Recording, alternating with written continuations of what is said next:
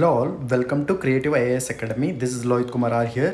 ನೋಡಿ PSA 402 ಪರೀಕ್ಷೆ ಕುರಿತಾಗಿ ಪೇಪರ್ 2 ಪ್ರಶ್ನೆ ಪತ್ರಿಕೆಯನ್ನು ಈ ಹಿಂದಿನ ಸರಣಿಯಲ್ಲಿ ಡಿಸ್ಕಸ್ ಮಾಡ್ಕೊಳ್ತಾ ಹೋಗ್ತಿದ್ವಿ.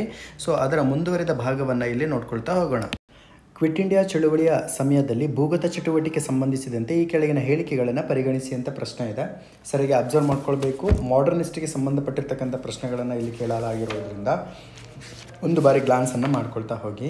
ಸೊ ಮೊದಲನೇ ಹಂತದಲ್ಲಿ ಸಮಾಜವಾದಿಗಳು ಮತ್ತು ಫಾರ್ವರ್ಡ್ ಬ್ಲಾಕ್ ಸದಸ್ಯರು ಭೂಗತ ಚಟುವಟಿಕೆಗಳಲ್ಲಿ ಹೆಚ್ಚು ತೊಡಗಿದ್ದರು ಅಂತ ಮೊದಲನೇ ಪ್ರಶ್ನೆ ಇದೆ.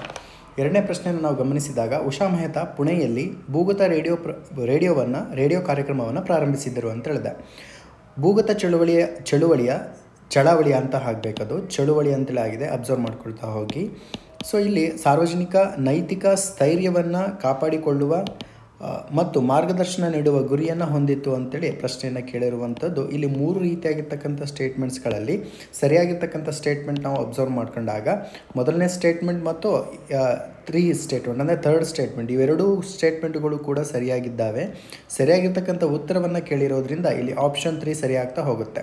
ಉಷಾ ಮೆಹ್ತಾ ಪುಣೆಯಲ್ಲಿ ಭೂಗತ ರೇಡಿಯೋವನ್ನು ಪ್ರಾರಂಭ ಮಾಡಿರೋದಿಲ್ಲ. ಈ ಸ್ಟೇಟ್ಮೆಂಟ್ ತಪ್ಪು ಅಂತ ಕನ್ಸಿಡರ್ ಮಾಡ್ತೀನಿ. ಯಾಕೆ ಅಂದರೆ ಆ ಒಂದು ಪ್ಲೇಸಿನ ಒಂದು ನೇಮನ್ನು ಎಲ್ಲೂ ಕೂಡ ಬಹಿರಂಗಪಡಿಸಿರೋದಿಲ್ಲ.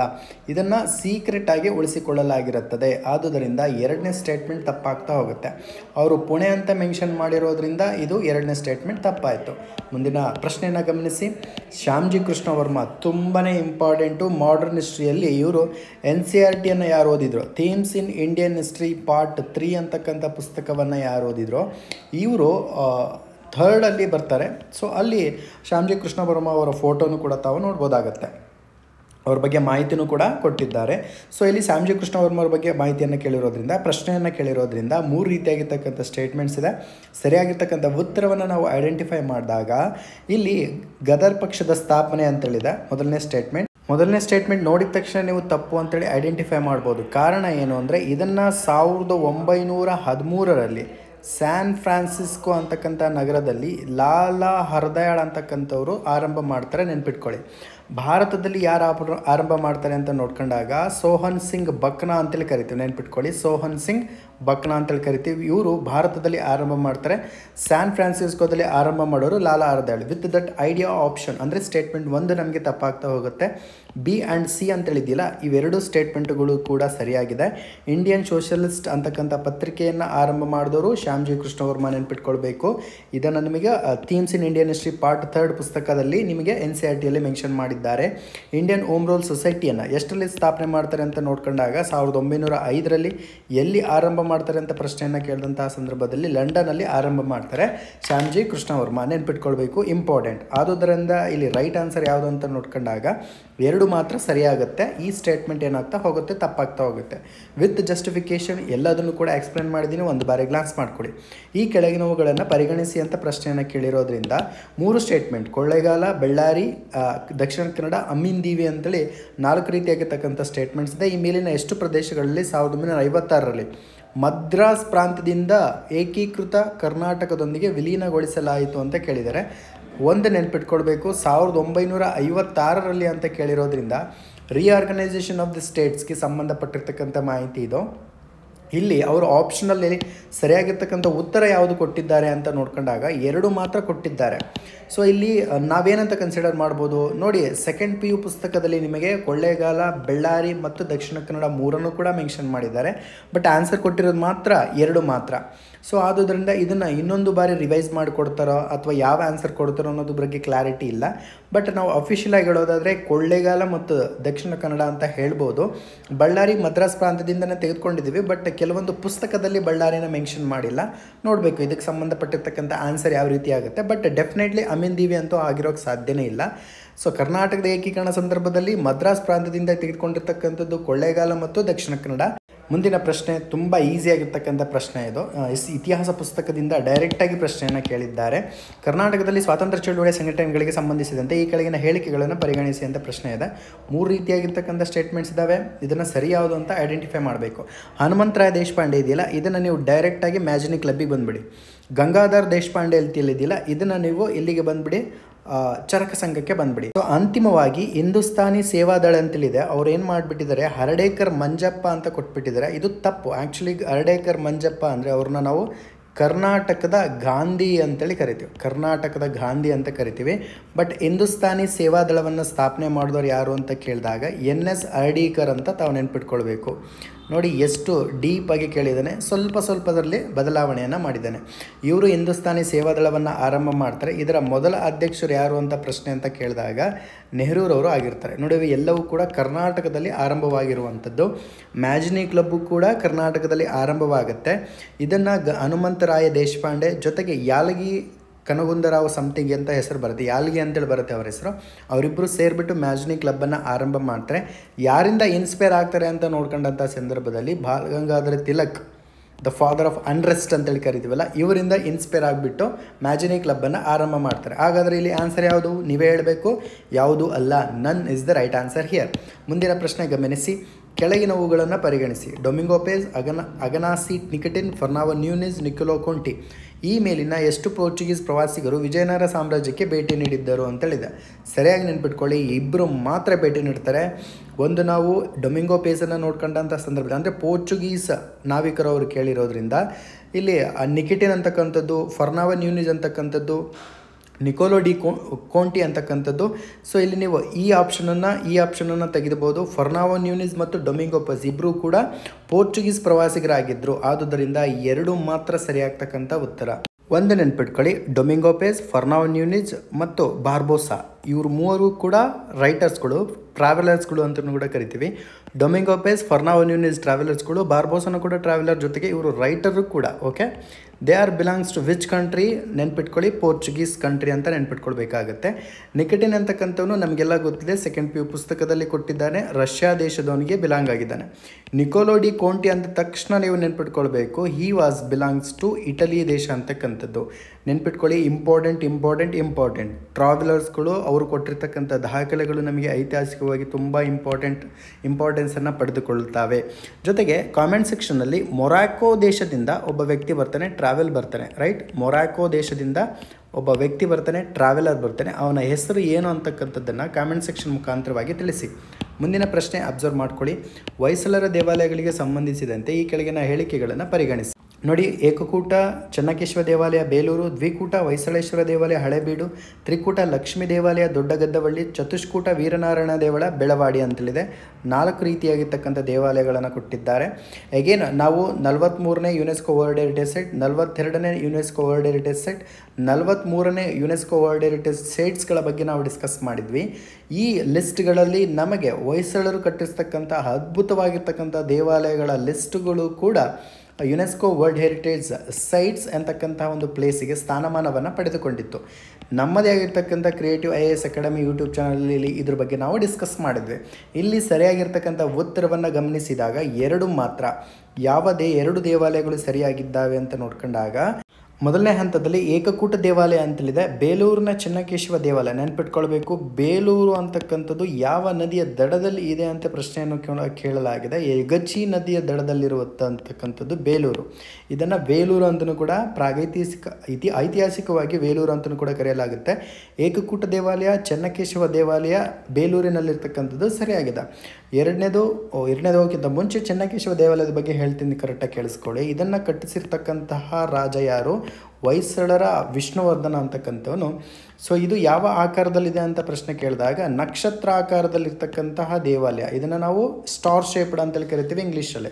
ಇದನ್ನು ಯಾವ ದೇವರಿಗೆ ಡೆಡಿಕೇಟ್ ಮಾಡಲಾಗಿದೆ? ವಿಷ್ಣುವಿನಿಗೆ ಡೆಡಿಕೇಟ್ ಮಾಡಿರ್ತಕ್ಕಂಥದ್ದು. ಕಟ್ಟಿರ್ತಕ್ಕಂಥವನು ಯಾರು? ವಿಷ್ಣುವರ್ಧನ. ನೆನ್ಪಿಟ್ಕೊಳ್ಬೇಕು. ಆದುದರಿಂದ ಮೊದಲನೇ ಸ್ಟೇಟ್ಮೆಂಟ್ ಸರಿಯಾಗುತ್ತೆ. ದ್ವಿಕೂಟ ದೇವಾಲಯಗಳು ಅಂದರೆ 2 ಶ್ರೈನ್ ಇರ್ತಕ್ಕಂತಹ ದೇವಾಲಯಗಳು ಅಂತ ತಾವು ಐಡೆಂಟಿಫೈ ಮಾಡಬೇಕು. ಅಂದರೆ 2 ರೀತಿಯಾಗಿರ್ತಕ್ಕಂಥ ಡೈಟೀಸ್ಗಳು ಇರ್ತಾರೆ, 2 ದೇವರುಗಳು ಇರ್ತಾರೆ.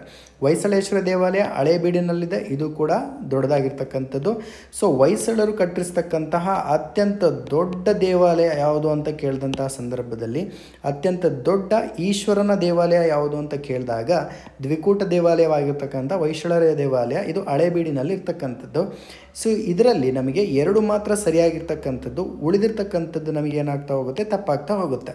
ಲಾಸ್ಟ್ 1 ಪಾಯಿಂಟ್ ನೆನ್ಪಿಟ್ಕೊಳ್ಳಿ, ಏಕಕೂಟ ದೇವಾಲಯ, ದ್ವಿಕೂಟ ದೇವಾಲಯ ಅಂದರೆ ಚೆನ್ನಕೇಶವ ದೇವಾಲಯ ಬೇಲೂರು, ಹಳೇಬೀಡು ದೇವಾಲಯ, ಹೊಯ್ಸಳೇಶ್ವರ, ಈ ಎರಡೂ ದೇವಾಲಯಗಳ ಜೊತೆಗೆ ಇನ್ನೊಂದು ದೇವಾಲಯ ಬರುತ್ತೆ, ತಾವು ನೆನ್ಪಿಟ್ಕೊಳ್ಬೇಕು. ಅದರ ಹೆಸರು ಏನು ಅಂತ ನೋಡ್ಕೊಂಡಾಗ ಕೇಶವ ದೇವಾಲಯ ಅಂತಲೂ ಕೂಡ ಕರೆಯಲಾಗುತ್ತೆ ಅದನ್ನು. ಯಾವುದು ಆ ದೇವಾಲಯ ನೋಡ್ಕೊಂಡಾಗ ನಮಗೆ ಇಲ್ಲಿ ಕಾಣಿಸುತ್ತೆ ನೋಡಿ, ಸೋಮನಾಥಪುರದ ಕೇಶವ ದೇವಾಲಯ ಇದೆಯಲ್ಲ, ಇಟ್ ವಾಸ್ ಬ್ಯೂಟಿಫುಲಿ ಬಿಲ್ಟ್ ತ್ರಿಕೂಟ ದೇವಾಲಯ. ಅರ್ಥ ಆಗ್ತಿದೆ ನಿಮಗೆ? 3 ರೀತಿಯಾಗಿರ್ತಕ್ಕಂಥ ದೇವರುಗಳು ಅಥವಾ ವಿಗ್ರಹಗಳು ಇರ್ತಕ್ಕಂತಹ ಗರ್ಭಗೃಹವನ್ನು ಹೊಂದಿರತಕ್ಕಂಥ ದೇವಾಲಯ ತ್ರಿಕೂಟ ದೇವಾಲಯ. ಇದು ಸೋಮನಾಥಪುರದಲ್ಲಿದೆ.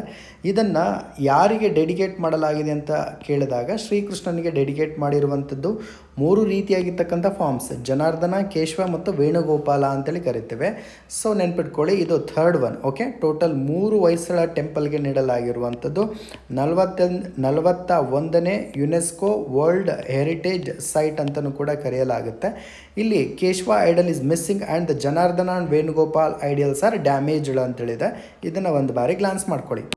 ಇದೊಂದು ಪ್ರಶ್ನೆ ಭಾರತದ ಐತಿಹಾಸಿಕವಾಗಿರ್ತಕ್ಕಂತಹ ಮತ್ತು ಭವ್ಯವಾಗಿರ್ತಕ್ಕಂಥ ಇತಿಹಾಸವನ್ನು ಸಾರಲ್ಪಡುವಂತಹ ಪ್ರಶ್ನೆ ಅಂತಲೂ ಕೂಡ ಹೇಳ್ಬೋದು. ಆರ್ಯಭಟೀಯ ಗುಪ್ತರ ಕಾಲದ ಗಣಿತಶಾಸ್ತ್ರದ ಕೃತಿಯಾಗಿದೆ, ಸರಿ ಇದೆ. ಖಗೋಳಶಾಸ್ತ್ರದ ಒಂದು ಕೃತಿಯಾದ ರೋಮಕ ಸಿದ್ಧಾಂತ ಈ ಕಾಲಕ್ಕೆ ಸೇರಿದೆ, ಸರಿ ಇದೆ. ಲೋಹಗಾರಿಕೆಯು ಸ್ಥಾಪಿಸಿದ ಅಪಾರ ಪ್ರಗತಿಯಿಂದ ಹಲವಾರು ಕಂಚಿನ ಬುದ್ಧನ ಪ್ರತಿಮೆಗಳು ಎರಕ ಒಯ್ಯಲ್ಪಟ್ಟವು ಅಂತೇಳಿದೆ. 3 ಸ್ಟೇಟ್ಮೆಂಟ್ ಸರಿ ಇರೋದ್ರಿಂದ ಇಲ್ಲಿ ಸರಿಯಾಗಿರ್ತಕ್ಕಂಥ ಉತ್ತರವನ್ನು ನೋಡಿದಾಗ ಆಪ್ಷನ್ 4 ಅಂತಲೂ ಕೂಡ ಹೇಳ್ಬೋದಾಗುತ್ತೆ. ಬಟ್ ಇಲ್ಲಿ ಅವ್ರೇನು ಮಾಡಿದ್ದಾರೆ, ಮಿಸ್ ಮಾಡಿಬಿಟ್ಟು ಆಪ್ಷನ್ 4 ಅಂತೇಳಿ ಕೊಟ್ಟಿದ್ದಾರೆ. ಫಸ್ಟ್ ಆಫ್ ಆಲ್ ಇಲ್ಲಿ ಡಿ ಅಂತಕ್ಕಂಥ ಆಪ್ಷನ್ ನಮಗೆ ಕಾಣದೇ ಇರತಕ್ಕಂಥದ್ದು. ನೋಡಿ, ಗುಪ್ತರ ಕಾಲದ ವಿಜ್ಞಾನ ಮತ್ತು ತಂತ್ರಜ್ಞಾನಕ್ಕೆ ಸಂಬಂಧಿಸಿದಂತೆ ಈ ಮೇಲಿನ ಯಾವ ಹೇಳಿಕೆಗಳು ಸರಿಯಾಗಿದೆ ಅಂತೇಳಿದೆ. ಸೊ ಇಲ್ಲಿ ನಮಗೆ ಯಾವುದೇ ರೀತಿಯಾಗಿರ್ತಕ್ಕಂಥ ಡಿ ಅಂತಕ್ಕಂಥ ಸ್ಟೇಟ್ಮೆಂಟ್ ನಮಗೆ ಕಂಡು ಬರೋದಿಲ್ಲ. ಸೊ ಆದುದರಿಂದ 4 ಸ್ಟೇಟ್ಮೆಂಟ್ ಸರಿ ಇದೆ ಅಂತ ಅವ್ರು ಕೊಟ್ಟಿದ್ದಾರೆ. 3 ಸ್ಟೇಟ್ಮೆಂಟನ್ನು ನಾವು ಐಡೆಂಟಿಫೈ ಮಾಡಿದಾಗ ಸರಿ ಇದೆ. ನೋಡಿ, ಟ್ರೈಬಲ್ ರೂಲ್ಗೆ ಸಂಬಂಧಪಟ್ಟಂತೆ ಟ್ರೈಬಲ್ ರೆಬಿಲಿಯನ್ ಕೂಡ ನಮಗೆ ಇಂಪಾರ್ಟೆಂಟ್ ಆಗ್ತಾ ಹೋಗುತ್ತೆ. ಇಲ್ಲಿ Kol rebellion, Rampa rebellion, Santhal rebellion, Munda rebellion ಅಂತ ಕೊಟ್ಟಿದ್ದಾರೆ. ಈ 3 ರೀತಿಯಾಗಿರ್ತಕ್ಕಂಥ ರೆಬಿಲಿಯನ್ ನಮಗೆ ಇಂಪಾರ್ಟೆಂಟ್. ಈಗಾಗಲೇ ನಮಗೆ ಸಂತಾಲ್ ರೆಬಿಲಿಯನ್, ಸಿಧು ಮತ್ತು ಕನುಮರ್ಮು ಅಂತಕ್ಕಂತಹ ಇಬ್ಬರು ಫೇಮಸ್ ಆಗಿರ್ತಕ್ಕಂಥ ಬುಡಕಟ್ಟು ನಾಯಕರು ಸಂತಾಲ್ ರೆಬಿಲಿಯನ್ನಲ್ಲಿ ಹೋರಾಡಿದರು. ಇದರ ಮೇಲೆ MCQ ಪ್ರಶ್ನೆಯೂ ಕೂಡ ಆಗಿದೆ, ಅಬ್ಸರ್ವ್ ಮಾಡ್ಕೊಳ್ತಾ ಹೋಗಿ. ಇಲ್ಲಿ ಅವ್ರು ಏನು ಪ್ರಶ್ನೆ ಕೇಳಿದ್ದಾರೆ, ಈ ಕೆಳಗಿನ ಯಾವ ದಂಗೆಗಳು ಛೋಟಾ ನಾಗ್ಪುರ್ ಪ್ರದೇಶದಲ್ಲಿ ಸಂಭವಿಸಿದೆ ಅಂತ ಪ್ರಶ್ನೆ ಕೇಳಿದ್ದಾರೆ. ನೀವು ತುಂಬ ಈಸಿಯಾಗಿ ಐಡೆಂಟಿಫೈ ಮಾಡ್ಬೋದು. ಇಲ್ಲಿ ಸರಿಯಾಗಿರ್ತಕ್ಕಂಥ ಉತ್ತರ A, C ಆ್ಯಂಡ್ D. ಕೋಲ್ ದಂಗೆ ಜೊತೆಗೆ ಸಂತಾಲ್ ದಂಗೆ ಜೊತೆಗೆ ಮುಂಡಾ ದಂಗೆ. ಸಂತಾಲ್ ಅಂದ ತಕ್ಷಣ ನಿಮಗೆ ಒಡಿಶಾ, ಜಾರ್ಖಂಡ್ ಸುತ್ತಮುತ್ತಲಿನ ಪ್ರದೇಶ ನಮಗೆ ಕಂಡುಬರುತ್ತೆ. ರಂಪಾ ದಂಗೆ ನಮಗೆ ಛತ್ತೀಸ್ಗಢದಲ್ಲಿ ಕಂಡುಬರೋದಿಲ್ಲ. ಬದಲಾಗಿ ಈ ರಂಪಾ ದಂಗೆ ಅಂತಕ್ಕಂಥದ್ದು ಆಂಧ್ರ ಪ್ರದೇಶದ ಸುತ್ತಮುತ್ತಲೂ ಕಂಡುಬರ್ತಕ್ಕಂಥದ್ದು, ನೆನ್ಪಿಟ್ಕೊಳ್ಬೇಕು. ರಂಪಾ ರೆಬಿಲಿಯನ್ ಅಂತಲೂ ಕೂಡ ಕರೆಯಲಾಗುತ್ತೆ, ನೆನ್ಪಿಟ್ಕೊಳ್ಳಿ. ನೋಡಿ, ಯಾವುದೇ ಪ್ರಶ್ನೆ ಪತ್ರಿಕೆಯನ್ನು ನೋಡಿದಾಗ ತಾವು ಬುದ್ಧ ಧರ್ಮಕ್ಕೆ ಅಂದರೆ ಬೌದ್ಧ ಧರ್ಮಕ್ಕೆ ಸಂಬಂಧಪಟ್ಟಿರ್ತಕ್ಕಂತಹ ಪ್ರಶ್ನೆ ಇದ್ದೇ ಇರುತ್ತೆ, ನೆನ್ಪಿಟ್ಕೊಳ್ಳಿ. ಯಾವಾಗಲೂ ಕೂಡ ಬುದ್ಧನ ಬಗ್ಗೆ ಒಂದು ಪ್ರಶ್ನೆ ಇರುತ್ತೆ, ಅಥವಾ ಮಹಾವೀರನ ಬಗ್ಗೆ ಅಥವಾ ಜೈನ ಧರ್ಮಕ್ಕೆ ಸಂಬಂಧಪಟ್ಟಿರ್ತಕ್ಕಂಥ ಪ್ರಶ್ನೆ ಒಂದು ಇದ್ದೇ ಇರುತ್ತೆ. ಇದು UPSC ಆಗಿರ್ಬೋದು ಅಥವಾ PC ಆಗಿರ್ಬೋದು, ಯಾವುದೇ ಎಕ್ಸಾಮ್ ಆಗಿರ್ಬೋದು. ಇಲ್ಲಿ ಕೆಲವೊಂದು ಬೌದ್ಧ ಸಮ್ಮೇಳನಗಳನ್ನು ಕೊಟ್ಟಿದ್ದಾರೆ. ಅವನು ಆ ಸಂದರ್ಭದಲ್ಲಿ ಇರ್ತಕ್ಕಂಥ ರಾಜರನ್ನು ಕೊಟ್ಟಿದ್ದಾರೆ. ಸರಿಯಾಗಿರ್ತಕ್ಕಂಥದ್ದನ್ನು ಐಡೆಂಟಿಫೈ ಮಾಡಬೇಕಾಗತ್ತೆ. ಅರ್ಥ ಆಗ್ತಿದೆ ನಿಮಗೆ? ಸೊ ಇಲ್ಲಿ ನಮಗೆ C ಮತ್ತು D ಅಂತೇಳಿದರೆ 3ನೇ ಬೌದ್ಧ ಸಮ್ಮೇಳನವನ್ನು ಆಯೋಜನೆ ಮಾಡಿರ್ತಕ್ಕಂಥವ್ರು ಮೌರ್ಯ ಸಾಮ್ರಾಜ್ಯದವರು, ಎಸ್ಪೆಷಲಿ ಯಾರು, ಅಶೋಕ. ಆ ಸಂದರ್ಭದಲ್ಲಿ ಅಧ್ಯಕ್ಷ ಯಾರಾಗಿರ್ತಾನೆ, ಮೊಘಲಿ ಪುತ್ರ ತಿಸ್ಸಾ ಅಂತೇಳಿ ಕರಿತೀವಿ. 4ನೇ ಬೌದ್ಧ ಸಮ್ಮೇಳನದಲ್ಲಿ ಕಾಶ್ಮೀರದ ಕೊಂಡಲಿವನ ಯಾರು ಆರ್ಗನೈಸ್ ಮಾಡ್ತಾರೆ ಅಂತ ನೋಡ್ಕೊಂಡಾಗ ಕನಿಷ್ಕ ಆರ್ಗನೈಸ್ ಮಾಡ್ತಾನೆ. ಓಕೆನಾ? ಆದುದರಿಂದ 2 ಸ್ಟೇಟ್ಮೆಂಟ್ ಸರಿ ಇದೆ. ವಿತ್ ದಟ್ ಐಡಿಯಾ ಆಪ್ಷನ್ 3 ಸರಿ ಅಂತ ನಾವು ಕನ್ಸಿಡರ್ ಮಾಡ್ಬೋದು. 1ನೇ ಬೌದ್ಧ ಸಮ್ಮೇಳನ ಶಿಶುನಾಗ ತಪ್ಪಿದೆ. 2ನೇ ಬೌದ್ಧ ಸಮ್ಮೇಳನ ಅರಿಯಂಕ ತಪ್ಪಿದೆ.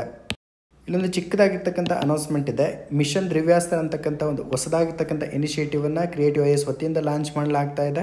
ಸೊ ಇದೇ ತಿಂಗಳ 13/10/2024 ಮಿಷನ್ ದಿವ್ಯಾಸ್ತ್ರ ಅಂತಕ್ಕಂಥ ಇನಿಷಿಯೇಟಿವ್ನ ಅಡಿಯಲ್ಲಿ KS ಎಕ್ಸಾಮ್ನಿಗೆ ಕುರಿತಾಗಿರ್ತಕ್ಕಂಥ ಟೆಸ್ಟ್ ಸೀರೀಸನ್ನು ನಿಮಗೆ ಪ್ರೊವೈಡ್ ಮಾಡಲಾಗ್ತಾ ಇದೆ.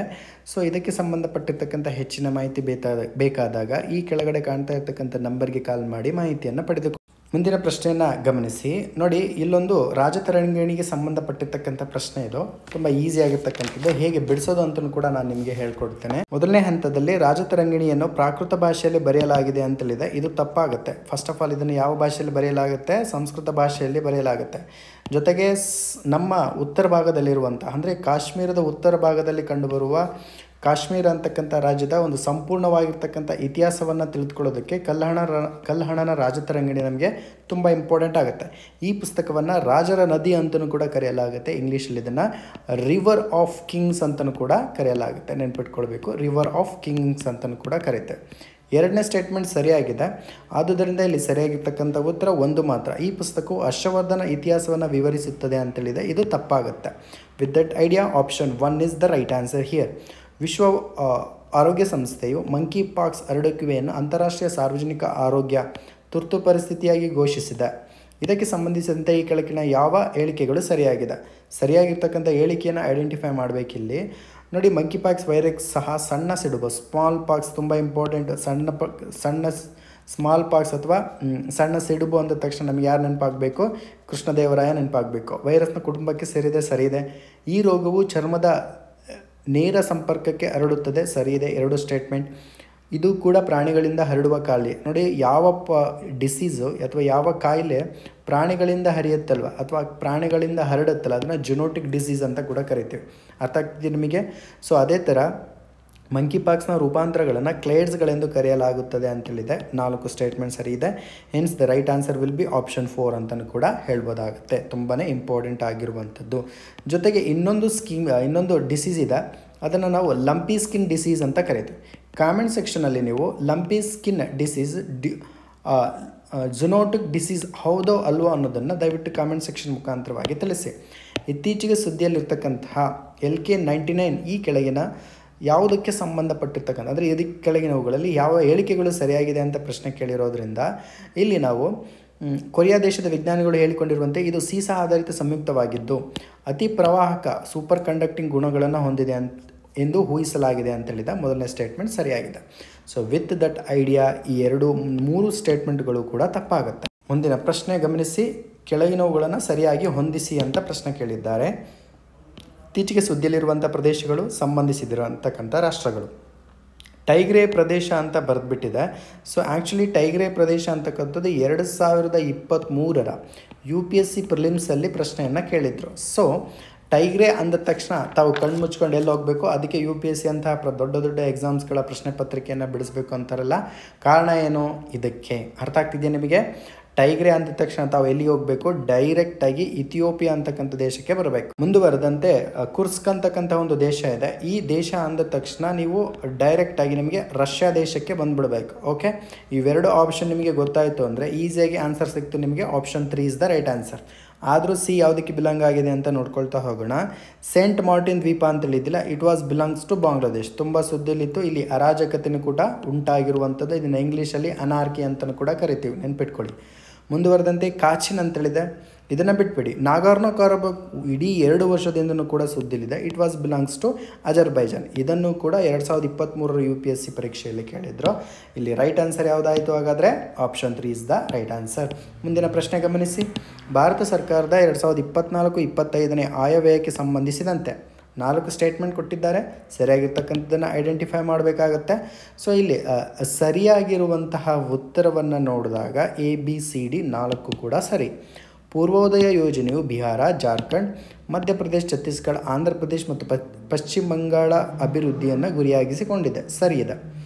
ಜೊತೆಗೆ ಬಿಹಾರದ ಪಾಟ್ನಾವನ್ನು ಒಳಗೊಂಡಂತೆ ಅಮೃತ್ಸರ್, ಕೋಲ್ಕತ್ತಾ ಕೈಗಾರಿಕಾ ಕಾರಿಡಾರನ್ನು ಅಭಿವೃದ್ಧಿಪಡಿಸುವ ಯೋಜನೆ, ಇದು ಕೂಡ ಸರಿಯಿದೆ. ಹೈದರಾಬಾದ್, ಬೆಂಗಳೂರು ಕೈಗಾರಿಕಾ ಕಾರಿಡಾರ್ಗೆ ಹೆಚ್ಚು ಅನುದಾನ ಹಂಚಿಕೆ, ಇದು ಕೂಡ ಸರಿಯಿದೆ. ಕೋಸಿ, ಮೇಚಿ ನದಿಗಳ ಜೋಡಣೆಗೆ ಹೆಚ್ಚುವರಿ ಅನುದಾನ ಹಂಚಿಕೆ ಅಂತೇಳಿದೆ, ಇದು ಕೂಡ ಸರಿಯಾಗಿದೆ. ನಾವು ಮಾತನಾಡ್ತಾ ಇರ್ತಕ್ಕಂಥದ್ದು 2024 ಮತ್ತು 2025ರ ಬಜೆಟ್ನಲ್ಲಿ ಕುರಿತ ಇರ್ತಕ್ಕಂತಹ ಅಂಶಗಳ ಬಗ್ಗೆ ಮಾತನಾಡ್ತಾ ಇದ್ದೇವೆ. ಆದುದರಿಂದ ಅಬ್ಸರ್ವ್ ಮಾಡ್ಕೊಳ್ಳಿ. Right answer will be option 4 ಅಂತ ಹೇಳ್ಬೋದು. ಮುಂದಿನ ಪ್ರಶ್ನೆಯನ್ನು ಗಮನಿಸಿ. ಪ್ರಧಾನ ಮಂತ್ರಿ ಜೀವನ್ ಯೋಜನೆಗೆ ಸಂಬಂಧಿಸಿದಂತೆ ಕೆಳಗಿನ ಹೇಳಿಕೆಗಳನ್ನು ಪರಿಗಣಿಸಿ. ನೋಡಿ, ಇಲ್ಲಿ 2ನೇ ತಲೆಮಾರಿನ 2G ಬಯೋ ಇಂಧನ 2G ಎಥನಾಲ್ಗೆ ಉತ್ತೇಜನ ನೀಡುವುದು ಇದರ ಗುರಿ.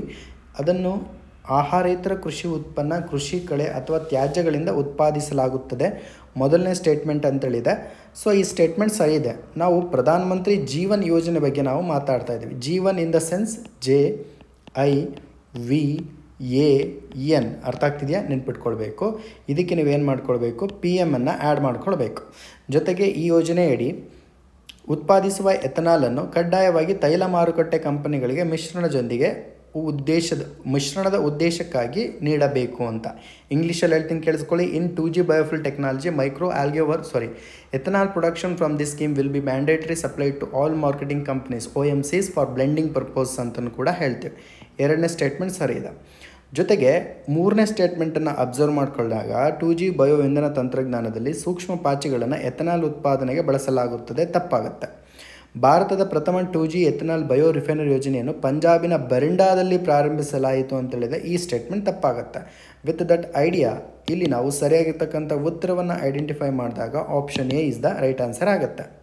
ಯಾರೆಲ್ಲ ನಮ್ಮ ಟೆಲಿಗ್ರಾಮ್ ಚಾನಲ್ಗೆ ಜಾಯ್ನ್ ಆಗಿಲ್ವೋ ದಯವಿಟ್ಟು ಟೆಲಿಗ್ರಾಮ್ ಚಾನಲ್ಗೆ ಜಾಯ್ನ್ ಆಗಿ. ಜೊತೆಗೆ ನಮ್ಮದೇ ಆಗಿರ್ತಕ್ಕಂಥ ಕ್ರಿಯೇಟಿವ್ IAS ಅಕಾಡೆಮಿ ಅಂತ ಒಂದು ಆ್ಯಪ್ ಇದೆ. ಆ್ಯಪನ್ನು ಡೌನ್ಲೋಡ್ ಮಾಡಿಕೊಂಡು ಹೆಚ್ಚಿನ ಮಾಹಿತಿಯನ್ನು ಪಡೆದುಕೊಳ್ಳಿ. ಜೊತೆಗೆ ಇದುವರೆಗೂ ಯಾರು ನಮ್ಮ ಯೂಟ್ಯೂಬ್ ಚಾನಲ್ ಬಗ್ಗೆ ಸಬ್ಸ್ಕ್ರೈಬ್ ಆಗಿಲ್ವೋ ದಯವಿಟ್ಟು ಸಬ್ಸ್ಕ್ರೈಬ್ ಆಗಿ. Thank you all.